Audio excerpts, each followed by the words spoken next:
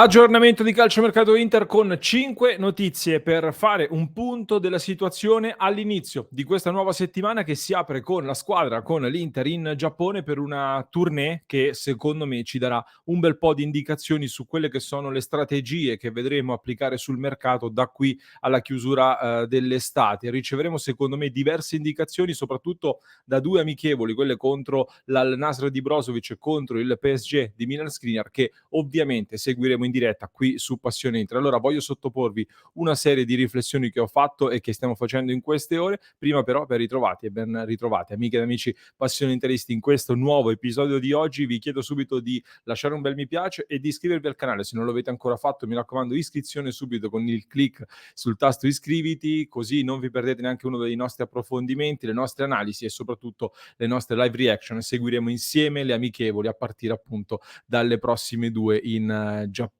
Andiamo però veloci subito alle notizie e la prima di queste 5 notizie che anticipavamo anche nel titolo arriva secondo me dai calciatori che sono stati esclusi dalla lista dei convocati per questa tournée. Sono 4 i nomi in particolare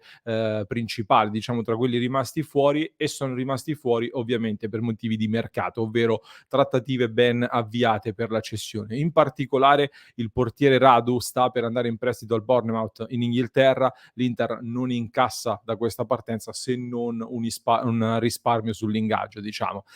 Lucien Agoumé invece, giovane centrocampista, dovrebbe tornare nuovamente in Francia. Da quello che so, da quello che sappiamo, questa volta vorrebbe farlo a titolo definitivo e non in prestito. Non abbiamo però ancora in questo momento notizie di trattative ufficiali avviate. Poi il portiere Brasao, che lo stesso è in partenza, e Salcedo, che dovrebbe andare nuovamente al Genoa nelle prossime ore. La seconda notizia riguarda invece quelli che possiamo dire un po' a sorpresa sono dentro questo elenco dei calciatori partiti per il Giappone, e mi riferisco in particolar modo a Valentino Lazaro e Stefano Sensi. Lazaro con l'arrivo di Quadrado è di fatto ormai un esubero abbastanza dichiarato della rosa dell'Inter, a meno che non venga utilizzato un po' a sorpresa da Vice Di Marco, quindi a sinistra, visto che già con Juric l'anno scorso a Torino ci ha giocato, e potresti magari pensare di risparmiare qualcosa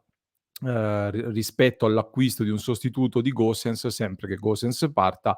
Ci credo poco però sinceramente. Stesso discorso per Stefano Sensi, che per ora ha giocato solo da regista e non da mezzala, dove in realtà l'Inter avrebbe un buco ancora da riempire. Quindi se mai si dovesse poi non so, rilanciare in queste amichevoli e dovessero cambiare un po' i piani dell'Inter, quindi immaginare di confermare in rosa un giocatore che invece sembra in uscita, deve darti innanzitutto garanzie fisiche, ma magari a quel punto, se proprio dovesse cambiare idea sul piano di cedere Sensi, ecco, o parte in prestito Aslani, oppure bisognerà poi cambiare il piano sul sesto centrocampista, che a quanto pare dovrà essere un talento in rampa di lancio, e Samardzic sembra essere sempre il principale obiettivo. Anche qui credo poco, l'Inter immagino cercherà di piazzare Sensi, e a questo punto dunque la seconda notizia non è proprio una notizia molto positiva, il fatto che due giocatori quindi considerati in partenza degli esuberi siano ancora in tournée, perché vuol dire che al momento non ci sono ancora delle trattative ben avviate. A proposito di giovane e di giovane centrocampista, la terza notizia è legata alla presenza di Fabian e di Filip Stankovic. Sono molto curioso di vederli all'opera, perché chissà, magari Fabian potrebbe far vedere delle cose buone e mettere quindi in discussione questo sesto slot a centrocampo che è destinato ad un giovane che dovrebbe arrivare, detto che però è molto probabile che anche Fabian parta in prestito, perché l'Inter non vuole perdere il controllo, e anche dal punto di vista tecnico,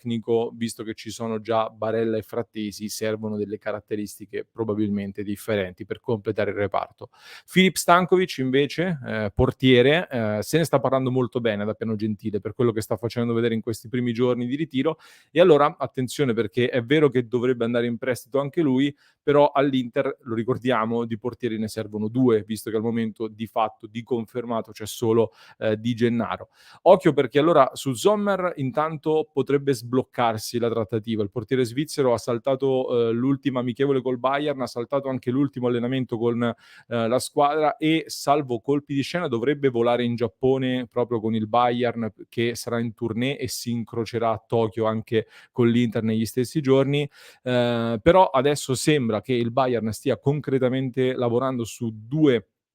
portieri per arrivare ad averne uno titolare in attesa che rientri al meglio anche Neuer, e ci sono dei segnali per cui finalmente questo affare si potrebbe sbloccare, visto che anche lo stesso giocatore sta spingendo affinché si trovi un accordo. Alle sue spalle poi l'Inter vorrebbe sempre provare a prendere Trubin, che viene visto un po' come il portiere del futuro sul quale puntare e che rappresenta una potenziale grande opportunità, visto che è in scadenza nel 2024. Lo Shakhtar per ora tiene duro, però ecco, ci sarà magari margine una volta preso il titolarissimo che ti blocca subito la prima casella. Più avanti potrebbe esserci margine per trattare un po' al ribasso. Il piano B rispetto al giovane Trubin sembra rimanere sempre Audero della Samp, che tra l'altro Walter Zenga su Instagram nelle scorse ore ha consigliato come profilo migliore da prendere, e direi che Walter Zenga di portieri se ne intende, quindi chissà, teniamolo d'occhio. Ma appunto dicevo di Stankovic, chissà che non possa stupire in questa tournée e quindi magari provare a far cambiare idea in queste amichevoli, visto che comunque l'anno scorso ha difeso i pali del Volendam in Olanda, ha già sfidato delle squadre importanti con personalità come l'Ajax, il PSV Eindhoven, eccetera, eccetera, e attenzione quindi magari che non possa essere proprio Stankovic quel secondo portiere da far crescere alle spalle di Sommer, magari anche in previsione di far arrivare Trubin a parametro zero nel 2024 o per puntarci proprio anche per il prossimo futuro. Quarto punto riguarda invece la difesa. Per ora si è sempre parlato fin qui della necessità di acquistare un nuovo difensore a destra, il sostituto di Skriniar di fatto. Per ora però Bissek è sempre stato schierato 2 amichevoli su 2 lì sulla destra, alternandosi con Darmian, e se ripeterà questi buoni risultati, diciamo Bissek di nuovo lì, quindi se verrà di nuovo schierato con continuità sulla destra facendo bene, vedremo, oppure se magari verrà reimpiegato da un'altra parte. Capiremo comunque da come verrà utilizzato Bissek quali possono essere le strategie sulla difesa da qui a fine mercato, perché al momento sono spuntate forti le voci riguardanti un tentativo per Rafa Toloi dell'Atalanta, che vorrebbe dire a quel punto che Bissek o torna dietro Bastoni, ma per me è un po' forzato lì visto che è destro, oppure centrale alle spalle di De Vrij con Acerbi che all'occorrenza va a fare il vice Bastoni. Però chi lo sa, magari Bissek convince lì, fa bene lì di nuovo sulla destra nelle prossime 2 amichevoli, e quindi le priorità a quel punto potrebbero spostarsi sulla sinistra, e questo lo capiremo presto. Così come, andiamo in chiusura, capiremo di più anche sulle strategie dell'attacco proprio dalle prossime 2 amichevoli, perché è l'altro reparto dove sicuramente servono degli innesti a breve. Nell'amichevole contro la Pergolettese abbiamo visto Correa in coppia con Thuram e poi Lautaro in coppia con Esposito. Arriviamo anche da una stagione in cui questo gioco delle coppie di attaccanti è stato abbastanza utilizzato, le coppie si sono abbastanza alternate quando i giocatori erano a disposizione. Sono curioso allora di vedere se anche in queste 2 amichevoli ci sarà di nuovo questo gioco delle coppie, che se confermato potrebbe farci capire qualcosa in più rispetto ai profili sui quali magari si vuole andare a puntare, perché provo ad immaginare Lautaro Martinez è il vero indiscusso titolare, immagino. Thuram per le cifre, la maglia numero 9 e l'importanza tecnica potrebbe esserlo altrettanto, ma se fai giocare di nuovo Lautaro ed Esposito e Correa e Thuram continui ad impiegarli così con queste 2 coppie alternate, magari potrebbe essere anche un segnale che accanto a Lautaro Martinez Inzaghi voglia inserire un profilo più esperto, diciamo più pronto subito, e a quel punto